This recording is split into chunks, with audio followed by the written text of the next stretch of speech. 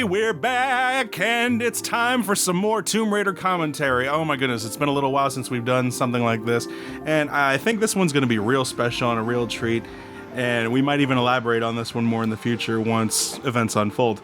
I'm your host, William Morris. I'm your co-host, Eugene Morris, and the footage you see here is that from David Buster's Arcade. Yeah, now I've never been to Look at this one. Yeah, Luigi's Mansion. I've never been to Dave & Buster's, but apparently they have got amazing arcade games that I was completely astounded by. If you ever want to play Luigi's Mansion and actually live the experience with a Poltergeist 3000 or 5000 and feel what it's like to suck up ghosts, that game will do it. Oh, and this one too? Yeah, like of course. You gotta have Star Wars. Yeah, they brought back a new Star Wars game that's not quite Star Wars The Arcade Trilogy, but it's a very weird. It's like an ovalish screen that goes around you and tries to really put you in the situation. It's pretty cool. There's a lot happening on screen. Now, the funny thing is, about a month and a half ago, I saw a commercial that Dave & Buster's, to help promote the new Tomb Raider movie, had come up with a new Tomb Raider arcade game. And once I heard about this, I'm like, man, I gotta let Bill know this. And so, just so happens, Bill lives literally just down the street from a Dave & Buster's. Yeah, so I was just like, what? So yeah, naturally, now as we played it for the first time, Dave & Buster's was kind enough to let us play the game for free. It's quite the story. Like, first you have to buy these cards, and you have to put money on them. But the first time we tried it out, the game was kind of malfunctioning. Yeah. So they actually let us play the game for free the first time we played it. So as you see, this is the Tomb Raider arcade game. It's exclusive Dave & Buster's. Mm-hmm. And it is basically the 2013 reboot, redone in the style of, I would say, a rail shooter. It is a rail shooter. Yeah. Now, you might think that you're playing as Lara Croft in this rail shooter, but you're not. You're actually playing as an unknown survivor. Basically, you're playing as yourself. Yeah. And you have two guns. Like, whenever you slide your card in and you activate the credit, it unlocks both of the guns. And you can pick up both of the guns and shoot classic Lara Croft Cora Ida style. We were marking out so big the moment we saw those guns. The guns looked just like the ones from like the Tomb Raider movie. Exactly, man. I was just like, oh, yes, bitch. And the way they activate is that, of course, you have 10 bullets per clip. Yeah. And you reactivate it by slipping pulling back on the top of it, and that reloads it. Yeah, so you got to remember to do that. Now, like I said, whenever you activate a card, one credit activates both guns. Yes. So you can pick up both guns and start shooting like classic Lara Croft, and you can. Dude, I found out that's hard, man. I know, guns, dude. You can, but I would sore. I would not encourage doing that though, because like, wow, Lara Croft makes that look easy, but no, it's using two pistols to actually shoot things on screen. It's pretty hard. Probably because our eyes can't really go in multiple directions. You know her arms are rock hard because that's difficult. So it's best to either do it with only one gun, or if you can try and get 4 people, you can do it that way. The game is best played with multiplayer, so you can all tag team the foes as they come on screen. Now, it doesn't look like Gene's doing too well at first, because this is technically the first time we're playing this. But funnily enough, over the course of, I'd say, the weeks or a month that this game has been out, we have probably become among the best players. We've pretty much gone there week after week, but the thing is, though, about this game is that there's actually 3 chapters in this game, but they've only unlocked 1 so far. Yes, and so we've just played that stage over and over again. And over the course of the month, there have been updates and changes. Go into that. Yeah, when we first played the game, day 1. As you'll see in this video, this is pretty much day 1 game footage. There's no in-game dialogue, so all you can see right now is Lara talking via subtext, and there's no voice clips or dialogue to go with that. And there's also no relics or items to find in the game. And the level actually cuts off about halfway through Act 1. And right now, they even incorporated some of the cutscenes from the actual game. Right. And yes, they do have all the voice and dialogue. Now these are graphics that are taken from Tomb Raider: The Definitive Edition. I would believe so, yeah. But as the weeks went on, you hear actual voice acting from the actress who played Lara. Yeah, so they brought her back to add more lines. With new dialogue. Yeah, so now here she is talking to the player. And yeah, day one there was no dialogue. Or voice movement. Yeah, or voice movement. Now there is voice movement. Yeah, but now there is. Now she's talking. Now, as of today, as of today's date, she can talk to the player. You can actually hear voices coming out of her. There's more things to look for in a stage. There's relics you can find to boost your score, whereas there wasn't day one. Yeah. So it's like monthly and or weekly. They are adding updated patches to these games.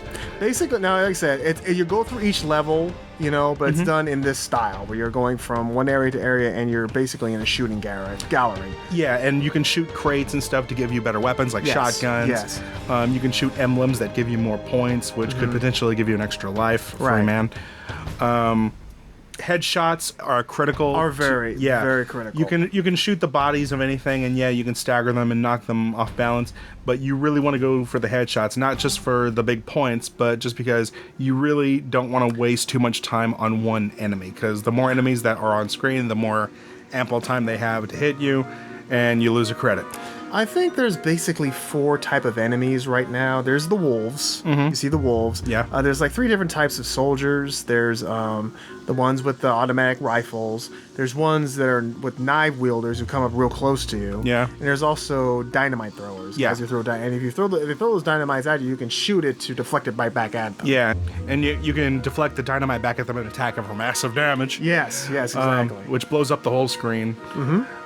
So yeah, over the course of the weeks that it's been out, we have gotten exceptionally good at the entirety of the first stage. Now, like I said, day one, the first stage cuts off at a certain point where Lara comes and saves you from a wolf strike. Right. But then, later as the weeks went on, that level expanded, and now we were playing more of the terrains from the 2013 game. Also, another thing, too, is that when you go through the game, when you hit cutscenes, you can actually skip them by holding down the trigger That's bar. right. You couldn't do that in day one. Right.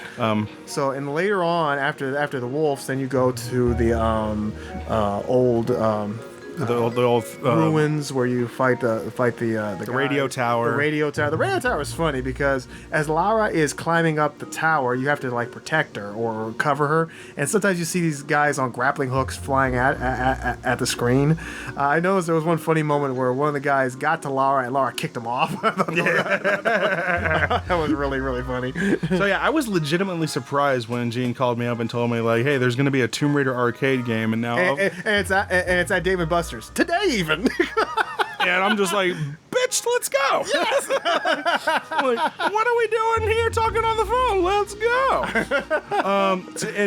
And I heard my first inkling was just like, okay, so how are they going to do this?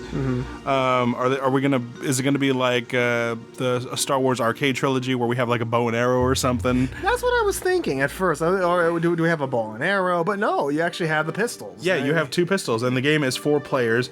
But yeah, there are 2 card slots where on each side, as you can see right there, where one person can slide in their card and it activates both guns. Yes. So one slide of the card is basically 2 credits. Both guns are activated.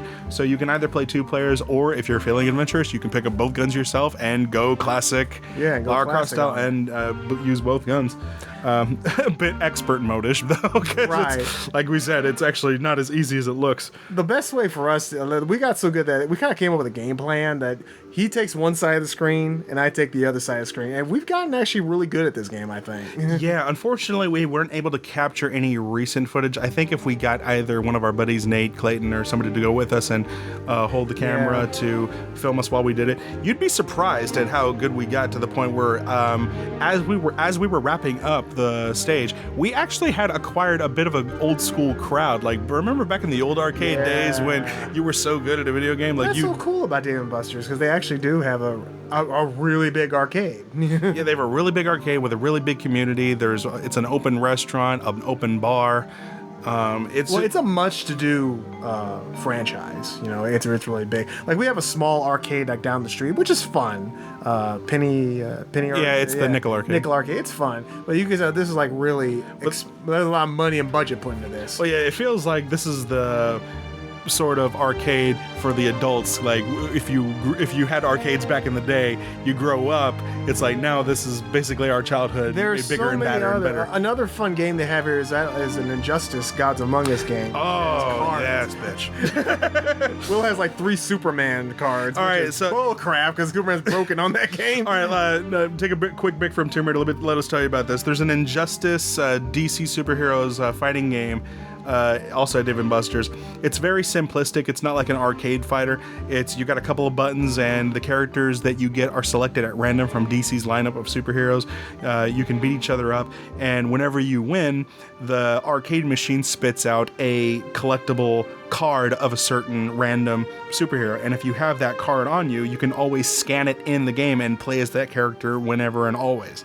And so, yeah, we've accumulated quite a deck of our own cards, and I was lucky enough to actually pull 3 different kinds of Superman, which are broken as hell, because Superman is, like, apparently one of the most powerful, if not the most powerful character in the game, and I have no problem with that.